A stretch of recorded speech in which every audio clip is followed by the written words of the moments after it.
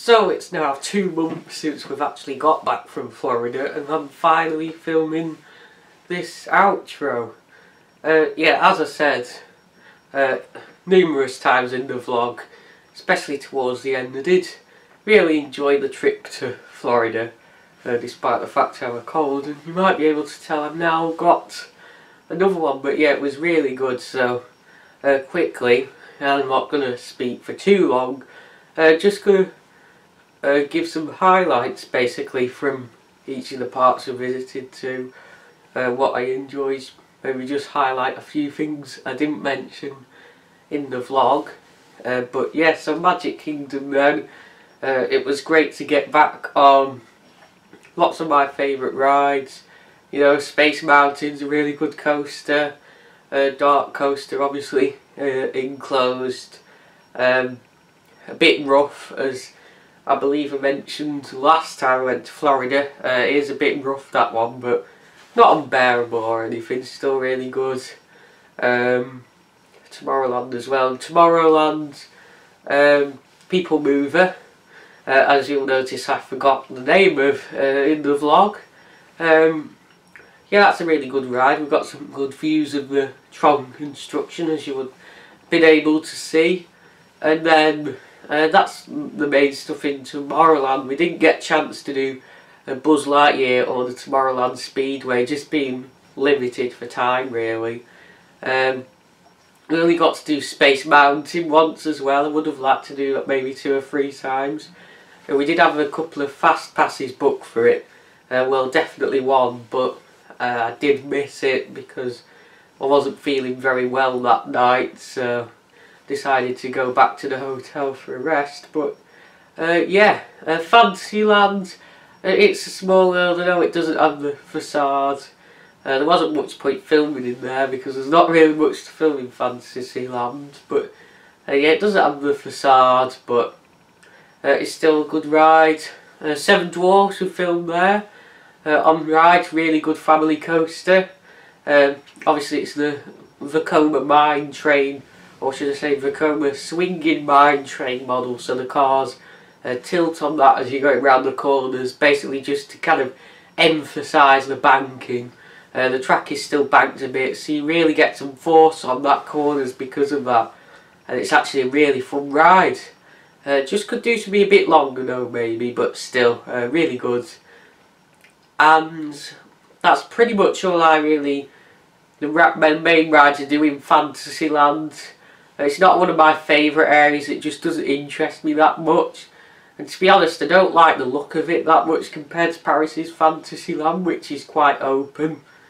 Like, in a way, Florida's Magic Kingdom is more open than Disneyland's Disneyland Park at Disneyland Paris, but then it's not at the same time. Like, the bits around the castle in Florida, they're like more open, the paths around there, but in some of the other areas, excluding Discoveryland at Disneyland Paris, which is quite a compact area, and Tomorrowland in Magic Kingdom, which is quite an open area. The other 3 areas, I'd say, they're more compact in Florida. Like Frontierland, you've obviously got the big lake in Paris, but I still do like Frontierland in Florida. It's a nice area.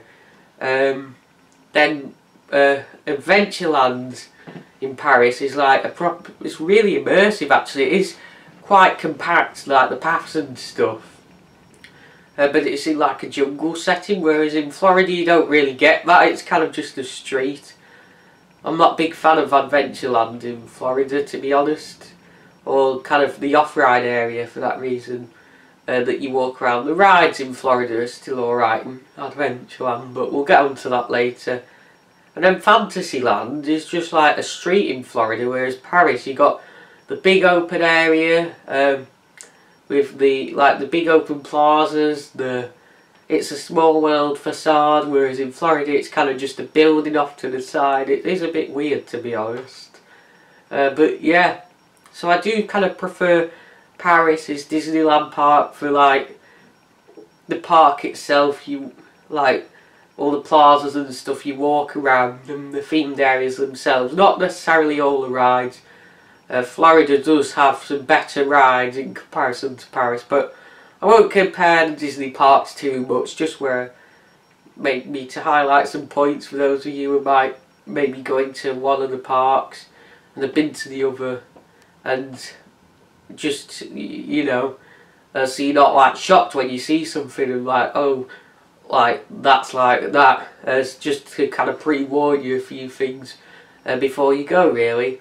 But if you don't really want spoilers, for those who don't want spoilers with some of the rides, then obviously skip ahead maybe a few minutes while I go through the rest of the parks. But yeah, I mean, you probably already watched the vlog and got loads of spoilers, but you know, because I'm going to be talking about them in a bit more detail, especially the rides that I didn't film or ride POVs on. But anyway, let's continue. That's Fantasyland covered. Adventureland in Florida, we've obviously got Pirates of the Caribbean. You know my thoughts on this if you watched the last vlog. Like, what is that ride? It's just doesn't do anything for me. I've seen POVs of the other Pirates of the Caribbean rides and they're so much better. Paris is really good, that's the other one I've done. It's way better, way longer as well. Florida's is quite short. Well, not short, it's about 8 minutes long, but the Paris one's about 10 minutes or so. I'd say it's a good couple of minutes longer with some extra scenes. The scenes are different in all of them, really. Like, some different scenes in Florida. I do like the cannonball scene in the Florida one is quite good. You'll know what I mean if you've been on that. But yeah, it just doesn't really do much for me. Jungle Cruise is good. We didn't get a chance to do that this time.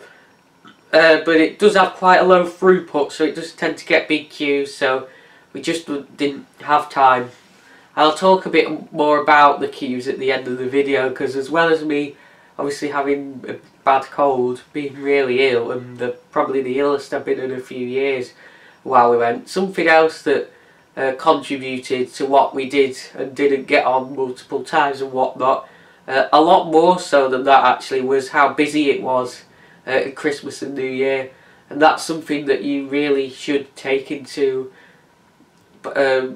keep in mind when you're planning whether or not to go at Christmas and New Year, because the parks are just rammed full. And Magic Kingdom in particular, busiest theme park in the world. We were there at the busiest time of the year. You could barely move on some of the paths. There was just people like pushing, trying to get through and that. Yeah, it was interesting. Magic Kingdom's hard work to get round at the best of times because of how busy it is. But at New Year, it's on another level. But yeah, they've also got the Aladdin's Magic Carpets in Adventureland. It's an alright ride. Nothing special. They have basically the same ride system in Paris, except it's in Walt Disney Studios. And then Frontierland, Thunder Mountain. I do enjoy the Florida one, but something I miss about that, and you'll know if you've been to the Paris one, is that in the Paris one, it's in a lake. So basically the start and end of the ride, and you have to go under the lake to get to this island which the mountain itself is on. But in Florida you don't get that at all, as you'll have seen from the POV. It's all kind of just built on the mainlands, the whole mountain and stuff. But nevertheless, it's a very good ride. But you just don't get the same drops and stuff as you do on some parts of the Paris ride because of that. And it just makes the Paris ride a bit faster as well. I just prefer the overall views from it because you get the views of the lake and stuff. But yeah, then obviously Splash Mountain, I loved that ride. I put a full POV of it in the vlog. It's really good, really well themed, and yeah, that's all I really have to say about that. You can see you've seen an on-ride POV of it, so you know what happens. But yeah, really good log flume. And then finally, Liberty Square, Haunted Mansion. That was really good to get back on. I had a couple of goes on that.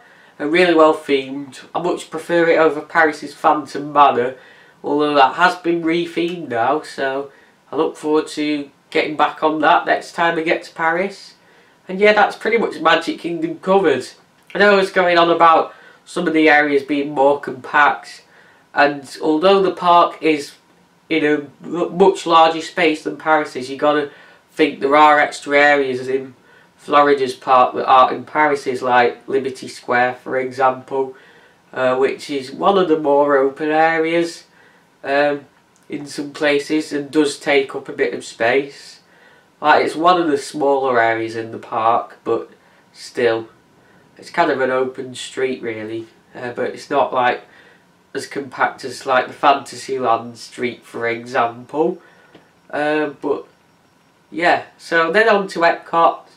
It's good to get back on some rides in there, like Test Track, Spaceship Earth. You know my thoughts on Test Track, really good. Spaceship Earth's a good dark ride, didn't film on there. But if you've been on it, you'll know what happens. It goes through like what's happened in the past, and then it asks you a series of questions on like this interactive touch screen, which basically, it's a little fun thing that predicts what your life's going to be like in the future, basically, which fits with the area quite well, obviously, future worlds. There's also Journey to Imagination with Figment. Probably one of the last times I'm going to be getting on that. It's a little dark ride, nothing special, uses quite a bit of old technology. It's quite a basic ride really, that they put in, but it's all about, well, imagination basically, the power of imagination pretty much. But yeah, I know I didn't film on that ride, but yeah, it's nothing special. There's been a lot of rumours that it's going to be going soon, but nothing was announced about that at D23 last year. But we'll see what happens this year at D23, see whether they announce anything, because a lot of stuff's closing Epcot recently, so there's not much else ride-wise in Epcot, really. They've been closing a lot of stuff off for future developments, including the new, it's going to be in 3 themed areas, and one big roller coaster, one of the biggest indoor roller coasters in the world, if not the biggest and longest indoor roller coaster in the world, is going to be the Guardians of the Galaxy spinning coaster. I believe, is it going to be Marathon or Mac? I've got a feeling it's going to be a Mac spinning coaster, but don't quote me on that one. Finally, the Grand Fiesta Tour. That's a nice ride with Donald Duck in the Mexico themed area of kind of the other half of the park, which is known as World Showcase, where they basically got kind of recreations of, you know, popular aspects and kind of culture related, culture related aspects really of the different countries in the world. And yeah, one of those is Mexico. They've also got the Frozen ride in the Norway area, and next year, which you'll have seen from the on-ride footage from the Skyliner I put in, the Disney Skyliner, the new cable car that takes you between Hollywood Studios and Epcot. They are building Ratatouille. I'm pretty sure it's going to be basically identical to the Disneyland Paris version in Walt Disney Studios, but yeah, they're building Ratatouille, and I believe that's going to be opening, is it this year? Summer 2020, I think. I believe so. And then Tron is going to be 2021, so still plenty going on in Florida. But that's Epcot for you pretty much. It is probably, you know, we spent a lot of time there at the start of the holiday when I was more ill, so yeah, it's not one of the parks I have a lot of highlights from really, but yeah, I feel like I was able to connect more with it maybe last time. I don't know why, I don't know, I don't know really, I just didn't seem to connect with it as much this time, to be honest. But one park I really did connect with more this time is Hollywood Studios, which we're on to next. And wow, there's a lot to talk about in this park. So obviously you've got Mickey and Minnie's Runaway Railway, which isn't open yet, but well, it is now, but it wasn't open when we were there. I believe it opened 1 or 2 weeks ago as I'm recording this. a week or two ago. That looks like a really good trackless ride. And there's another trackless dark ride in that park, which don't worry, I'll get on to soon. But yeah, you've got that, which you'll be able to experience now. It does look really good. You got Tower of Terror, that's always fun to get on, which you would have seen. Rock and Roller Coaster, brilliant indoor Vekoma launch coaster. Obviously nothing like Icon, but it's alright for what it is. I did prefer the Paris one when it was there. Sadly closed down now, so not got any on-ride footage of it, unfortunately, over all the flashing lights and stuff, which you don't really get on Florida's, as you would have seen from the POV. It's mainly neon signs and darkness, obviously to fit the storyline of that better. I won't spoil the whole storyline, I'll save that as a surprise, but if you do want to go and find out the storyline, I did do ages ago the top 10 rides at Walt Disney World video, which was filmed in the recreation of Minecraft Disney World, where I talked about my top 10 favourite rides at Walt Disney World, and basically took you for on rides, took you on board the Minecraft recreations. But yeah, so Toy Story Land, there's the alien swirling saucers. I didn't mention these in the vlog. Well, I didn't mention quite a few of these rides in the vlog really, because I didn't kind of vlog every day when we did them, so they're just not things I brought up. But yeah, a good flat ride, good small flat ride really. Slinky Dog Dash, this exceeded expectations. The third of these Mack launch coasters I've done now. Obviously Icon and Blue Fire, which are big thrill Mack launch coasters. And then Slinky Dog, which still uses LSM launches. Reasonably forceful on there when considering Icon's not got that forceful a launch. Still more forceful than Slinky Dog, but not massively forceful. But Slinky Dog's not the most intense Mack launch coaster you'll go. It's the least intense one I've done, as you would expect when considering that's a family Mack launch coaster and the other two aren't. But yeah, really fun to get on that. Good transitions on there. Some of the transitions really did remind me of like Icon. Like there was a couple of S-bend segments which did pack a bit of force in.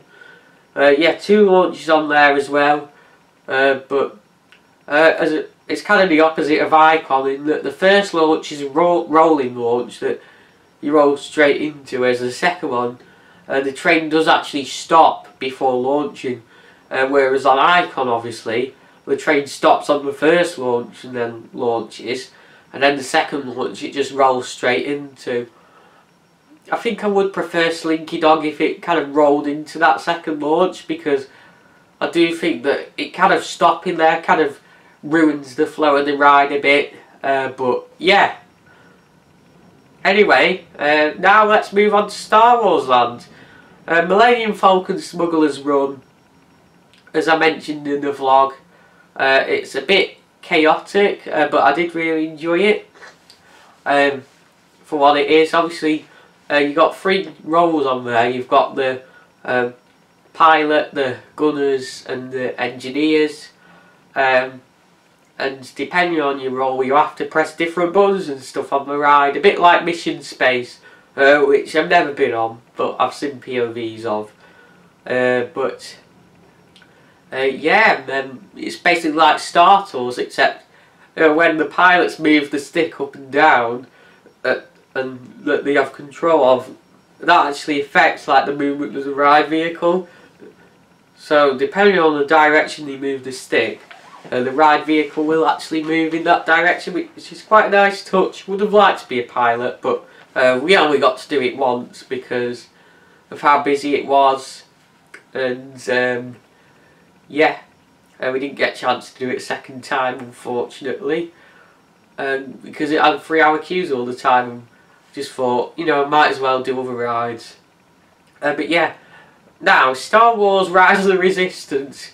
Where should we start on this? I think first of all I should explain the boarding system. So you have to book boarding passes which become available as the park opens, which it was usually 7 o'clock when we were there, and they go in seconds. You have to be there right on 7 o'clock, so we had to get up at 5:20 and get a really early bus to the park. But you need to make sure you're on there on the app at 7 o'clock to get them, and then you get put on a boarding route, which is based off when you get your pass. We were in group 94. They get from like 1. They start at 1, and I don't know how big the groups are. I don't know, but they board from 1, and then they board up to wherever they get to at the end of the day. But from usually like groups 100 and something upwards, they're like, basically you're not guaranteed to get on, so it depends if they like get to them. Basically they're like reserved like groups, so if your group's above a certain one, it will warn you about that. It depends, the group we get to depends really how quick the operations are.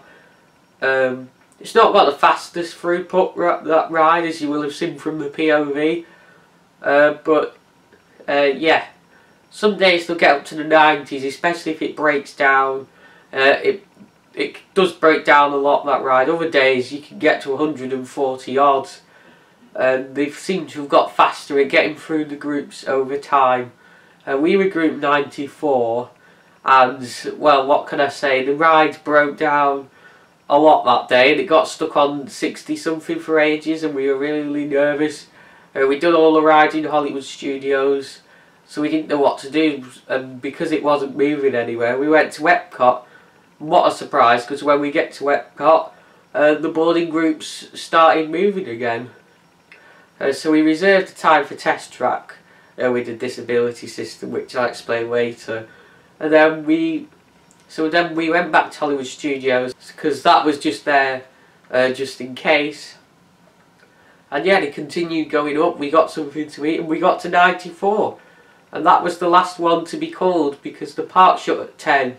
And by then it was about 9, so then they basically left it at that so they could get through the other groups. I'm sure the people who didn't get on got something, but I can't remember what they got. They might not have got anything, I don't know, but yeah, but what can I say, what an amazing, well, technically 2 rides, because the bit you saw the pilot when we're in the ship in the POV, you'll know from the rest of the vlog, that's actually like a stand-up simulator, because the vehicle that you're in does move there.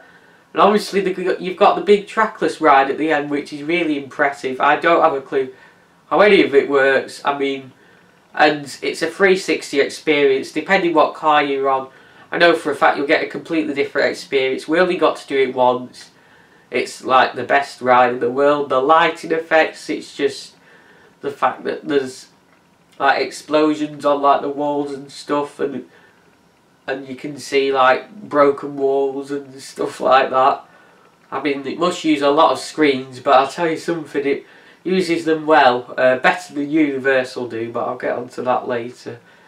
But yeah, I mean, there's like different routes you can go on that ride as well at one point, so depending on what vehicle you're in, you'll go down a different route, which lets you see kind of some of the animatronics like the AT-AT Walker from a different perspective. But yeah, what an amazing ride, and the free fall drop as well. Nothing forceful or anything, and it's not that big. It's similar to like 13's drop at Alton Towers really, when you consider like the forces and how big it is. But yeah, well, obviously the second drop on 13 has 2 drops, because it has the tiny free fall drop at the start, and then like that's first, and then you've got the big one after that. But yeah, Star Wars Rise of the Resistance, what a brilliant ride. And then finally Star Tours. Obviously that's a simulator, a sit down simulator. I've always loved Star Tours. You got 3D glasses as well if you want them. And yeah, that's Hollywood Studios. Now on to Animal Kingdom. So Expedition Everest, a really good family coaster. Vekoma family coaster, that one. As I said in the vlog, it's really intense for a family coaster as well. And then you've got Dinosaur, obviously, which is a really good dark ride that I talked about last time. Again, check out the Minecraft top 10 rides at Walt Disney World to see more on that one. So yeah, a bit of a spoiler for that. Dinosaur and Rock and Roller Coaster are top 10 rides. And obviously you got Dino Land, where you got Primeval World, which is basically 2 spinning coasters. Not a bad ride either. Some of the best spinning coasters I've done, actually. And you got the Triceratops Spin, which is the small spinning ride. You got Carly River Rapids as well. And we didn't do that this time because it was cold and I had the cold and stuff. Because you do get very wet on that. I mean, you get pretty wet on Splash Mountain, but even wetter on that. Well, you either get dry or very wet. But yeah, I did that last time. Kilimanjaro Safari, we didn't do that this time. I thought because it's winter, a lot of the animals might not be out, so might not be worth doing. But it's a really good safari. Basically, it takes you through Animal Kingdom to see all the animals that you can't see anywhere else. And there's a lot of animals down there as well. You go into the big, because it's built in a pit basically. So it's warm enough at the bottom for the animals living there. But yeah, a really good ride. And then into Avatar Land. Got Navi River Journey, which we didn't do this time. That's a really good boat ride. Really good dark ride. And then you've got obviously Avatar Flight of Passage. That's my second favourite ride in the world now after Star Wars Rise of the Resistance. But yeah, it's a really good ride as well. A really good simulator. Obviously kind of sat like on a Zamperla Disco, which I actually did one the other week because at Pleasure Beach I did Avatar Airbender. The seats on Flight of Passage are literally practically identical to the seats on that nearly. But yeah. It's a really good simulator, and the fact you sat like that as well really adds to it. And yeah, that's pretty much all the Disney parks. And now we just got the 2 Universal parks to talk about. Universal Studios Florida, not a ton to talk about in there. Revenge of the Mummy is really good coaster. You got fire effects on there, similar to Valhalla as well. A backwards section, it's a really good Premier Rides launch coaster. You've got Escape from Gringotts as well, which is the Intamin coaster. Harry Potter Escape from Gringotts. Men in Black was a good dark ride that we did. E.T. as well, another good dark ride. So I hope those 2 stay in the future. And then that's it. The other rides are just filling there. They're quite screen based, like simulators and stuff, and it just gets repetitive. Like you got Simpsons, Despicable Me, Shrek. Yeah, there's a lot. And Islands of Adventure, obviously. Harry Potter and the Forbidden Journey. Very good dark ride. I know I was on about it being dark in there, but still one of the better dark rides I've done. Definitely in the world. Definitely lives up to what people say about it. Hagrid's Magical Creatures Motorbike was really good as well, a top coaster and really well themed, as I mentioned in the vlog. Quite forceful on the transitions on the corners as well. And yeah, Jurassic Park's a good log flume as well. We didn't do that this time. You've also got the Kong ride, which I'm not a big fan of. It's quite screen heavy, but it's better than some of the other screen rides. It's alright. You got Toon Lagoon, which I can't say anything about because I've never done any rides in there because it was just too cold. I wanted to do them this time, but yeah. And then obviously Marvel Superhero Island, you've got Hulk, and also you got Spider-Man. Spider-Man obviously, really good dark ride, and then Hulk, as I said, my number 2 coaster. Really intense, B&M sit down launch coaster, and yeah, it was just so intense around those inversions. You even got a bit of airtime actually off the brake run. Not loads, but a bit. Similar to Revolution at Blackpool Pleasure Beach, where you get... yeah, Hulk doesn't have really any airtime apart from that, but yeah, the bit off that brake run's really good, as is on Revolution. But obviously on Hulk, the inversion you go into after that drop is a corkscrew rather than a loop, and obviously you never go through that corkscrew backwards either. But yeah, quite similar with forces there compared to Revolution at Blackpool Pleasure Beach. Yeah, but the rest of the ride was really good. It came flying into that brake run at the end as well. So yeah, it was paced very well. But yeah, and that's pretty much all I have to say about the parks. As I said, the Disney parks especially were really busy in winter. A lot of high queue times, a lot of kind of 100 plus minute queues, and then Avatar would often be 180, and I think it got to like 250 minutes one time. But yeah, so would I recommend going in the winter? I'm really not sure, to be honest. I mean, I didn't get to see the Christmas event in Magic Kingdom, that had already finished. But yeah, it was kind of strange being in Florida for Christmas because, well, it wasn't that warm, to be honest. It was about 18 degrees, but still warm compared to here. You still noticed a bit of a difference, but not quite as extreme as in summer, where it was like in the 30s every day in Florida, and really humid as well compared to here. But you didn't really get the humidity this time, but it did feel a bit warmer. But yeah, it kind of felt weird. And then hearing Christmas music around all the parks. But yeah, it was a bit weird. But yeah. But yeah, as I said, think about the queues and stuff before you decide to go into winter, because it's really something you should keep in mind. Because I mean, you don't want to be waiting in some of those queues really. But yeah. The one system that can help that, and by the way, Universal have one as well, which I'll go into in a minute.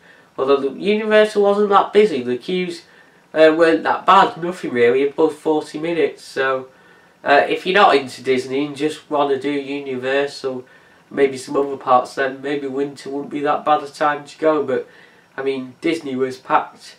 But one system that can help, it does have a disability system at Florida, which is kind of similar to Alton Towers is, where you basically get a time for the ride, and you scan your magic band and do it on this tablet, and then you can go back after that time. They tell you the time.